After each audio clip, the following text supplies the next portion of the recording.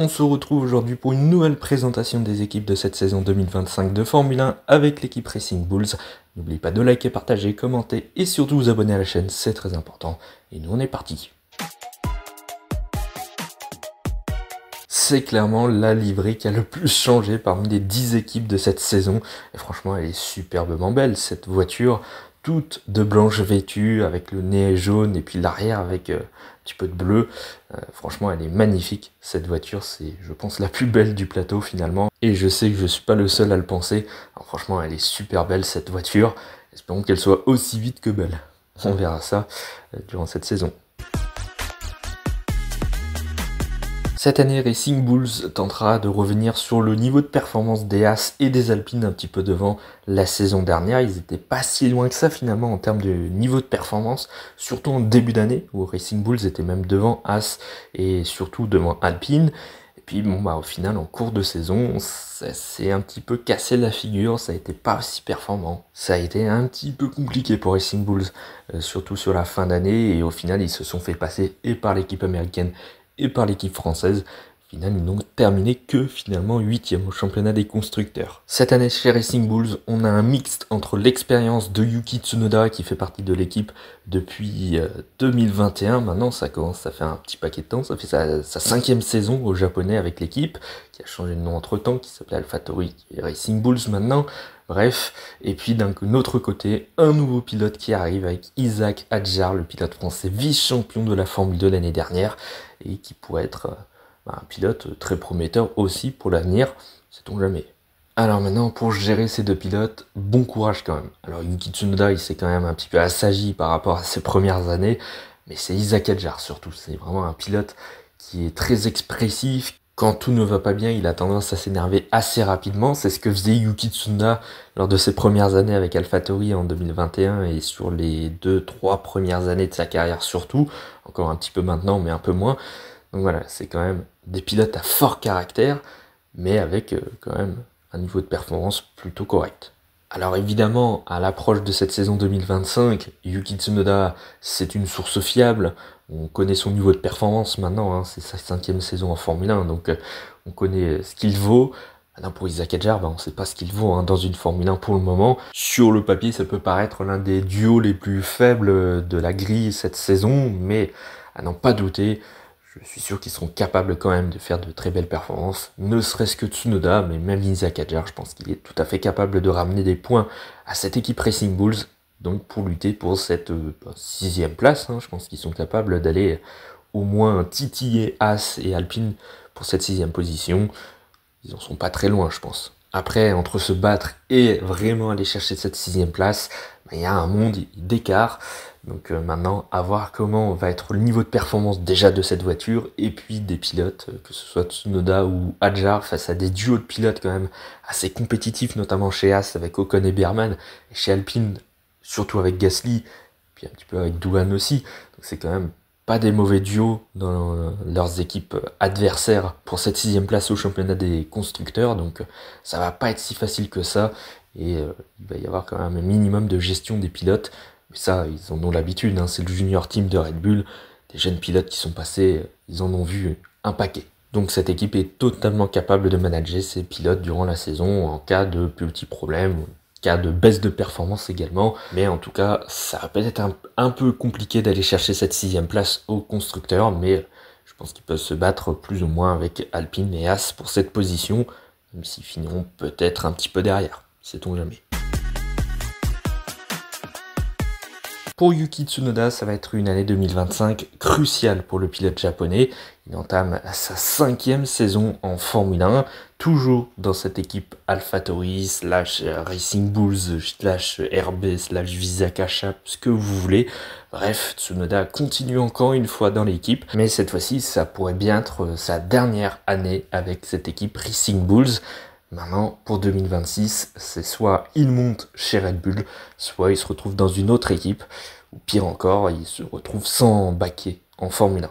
C'est vraiment dommage parce que je pense que c'était très clairement le pilote qui méritait le plus le baquet chez Red Bull entre lui et son coéquipier de la fin de saison dernière, Liam Lawson. Pourtant, c'est le Néo-Zélandais qui a obtenu le baquet aux côtés de Max Verstappen. un petit peu dommage, et maintenant ça ferme un petit peu des portes parce qu'il n'est pas vraiment vu comme l'avenir de Red Bull pour les prochaines années. Donc ça va être assez compliqué de rejoindre l'écurie mère. Maintenant il va falloir plus se tourner vers d'autres écuries et donc montrer tout son talent sur cette année 2025. Et donc ça va passer par une très bonne année et commencer par battre son nouveau coéquipier Isack Hadjar. On ne connaît pas encore le niveau de performance du français, mais il va falloir quand même s'en méfier pour Yuki Tsunoda cette année. Évidemment, on va demander au pilote japonais d'être le plus régulier possible, de marquer le maximum de points possible sur le plus grand nombre de grands prix possible. Je pense qu'il en est tout à fait capable si la voiture suit. Alors, on l'a vu l'année dernière déjà, il a été très performant. Il y a pas mal de grands prix où il marque des points. Donc, globalement, il a été meilleur que ses coéquipiers Lawson et Ricciardo. Ça n'a pas été facile pour lui, parce qu'il a eu 3 coéquipiers sur les dernières années, les 2 dernières années, avec De Vries, Lawson, Ricciardo. Et au final, il s'en est plutôt bien sorti avec les 3, donc c'est plutôt positif. Il évolue dans le bon sens, Yuki Tsunoda, il est de plus en plus performant, il est de plus en plus mature aussi. On se rappelle au début de sa carrière, c'était vraiment pas facile. Maintenant, ça va de mieux en mieux, il va falloir à nouveau confirmer sur cette année 2025, battre à nouveau son nouveau coéquipier et marquer des points le plus souvent possible. Ça va être le fer de lance de cette équipe pour obtenir la 6e place au championnat des constructeurs. Je pense que c'est le maximum que puisse atteindre l'équipe italienne face à Haas et face à Alpine. Ça va être pas facile quand même pour cette équipe et pour Yuki Tsunoda de marquer un maximum de points pour cette 6e place. Est-ce que Tsunoda peut vraiment viser le top 10 au championnat des pilotes? J'en suis pas si sûr que ça, il était pas loin l'année dernière. Au final, bon, à voir, il en est tout à fait capable, il est de mieux en mieux chaque année, donc espérons qu'il puisse encore une fois gravir un étage de plus et puis être encore plus performant qu'en 2024 et espérer pour lui qu'il continue en Formule 1 en 2026. Ce serait quand même très dommage qu'il ne se retrouve sans volant l'année prochaine parce que il y a une vraie évolution quand même chez le pilote japonais depuis ses débuts en Formule 1. Et puis chez Isack Hadjar, le 3e français de cette grille, c'est un tout nouveau challenge pour le dernier vice-champion de la Formule 2 l'année dernière. Voilà, il aura un coéquipier très expérimenté à côté de lui, qui performe bien avec Yuki Tsunoda. Donc ça va pas être si facile que ça, il va falloir s'adapter finalement un petit peu assez rapidement à cette Formule 1. Surtout que derrière, il y a des pilotes de la Red Bull Academy qui frappent à la porte pour rentrer dans cette équipe Racing Bulls.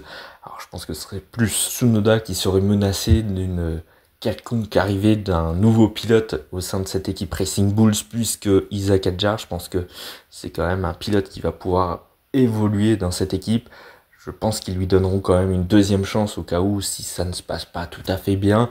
Après voilà, faut pas faire une saison catastrophique non plus parce qu'on connaît Red Bull, si tu fais vraiment des très mauvaises performances, on te sort même en cours de saison, il y a vraiment aucun scrupule dans ce giron Red Bull, donc il va falloir quand même performer un minimum pour Isack Hadjar, évidemment aller chercher le maximum de points possible, marquer des points sur plusieurs grands prix durant la saison. Je pense que la voiture en sera capable et lui devra donc être performant là aussi et puis essayer de rivaliser avec son coéquipier Yuki Tsunoda, essayer de même le battre, pourquoi pas, il peut en être capable. Maintenant ça reste quand même un pilote qui a des bonnes performances ces derniers temps, donc ça va pas être si facile que ça de passer devant le pilote japonais. Alors Isack Hadjar, c'est un pilote qui a gravi les échelons assez rapidement finalement.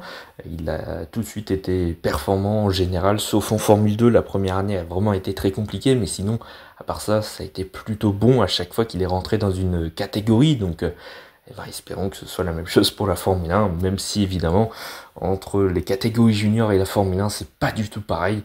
Tu peux être très très performant sur toutes les catégories juniors et puis te planter en Formule 1. Espérons en tout cas pour Isack Hadjar que tout se passe bien. Pour le moment, les relations avec le management et notamment Helmut Marko qui s'occupe de cette filière de jeunes pilotes, pour le moment ça se passe très bien. Helmut Marko est très protecteur envers Isack Hadjar, il croit beaucoup aux pilotes français, donc déjà l'atmosphère est plus que positive là-dessus. Et puis sait-on jamais si Liam Lawson sera de chez Red Bull et que Isack Hadjar nous sort une très belle année 2025. Pourquoi pas voir le français directement monter chez Red Bull en 2026. Alors, ce serait pas forcément un cadeau à côté de Max Verstappen, mais franchement, il y a une opportunité pour Isack Hadjar de monter directement chez Red Bull en 2026. Donc s'il peut nous faire une très belle année dès sa première année en F1, c'est tout bénef. Mais voilà, tout n'est pas aussi facile que ça, hein, évidemment, il va falloir avoir un temps d'adaptation pour Isaac Hadjar sur les premiers Grands Prix, ça va peut-être être un petit peu difficile pour le pilote français, surtout qu'il n'a pas la meilleure voiture non plus entre les mains, hein. C'est une voiture qui est la 7-8e force en général sur les Grands Prix, 6e parfois. Voilà, ça va pas être si facile que ça, surtout avec son caractère. Là aussi, il va falloir vraiment travailler dessus. C'est un pilote qui râle énormément à la radio, un petit peu comme Tsunoda à ses débuts en Formule 1, même encore un petit peu maintenant. Isaac Hadjar, voilà, il va falloir travailler un peu là-dessus. C'est ce qui a coûté certainement aussi le baquet chez Red Bull à Tsunoda, c'est son caractère finalement. Et celui d'Isaac Hadjar se rapproche un petit peu de Tsunoda, donc il va falloir vraiment travailler là-dessus et essayer de ne pas s'énerver au moindre problème, que ce soit sur son pilotage, sur la voiture, etc. Mais en tout cas pour Isaac Hadjar, je pense qu'il a tout à fait le talent pour pouvoir réussir sa première année en Formule 1.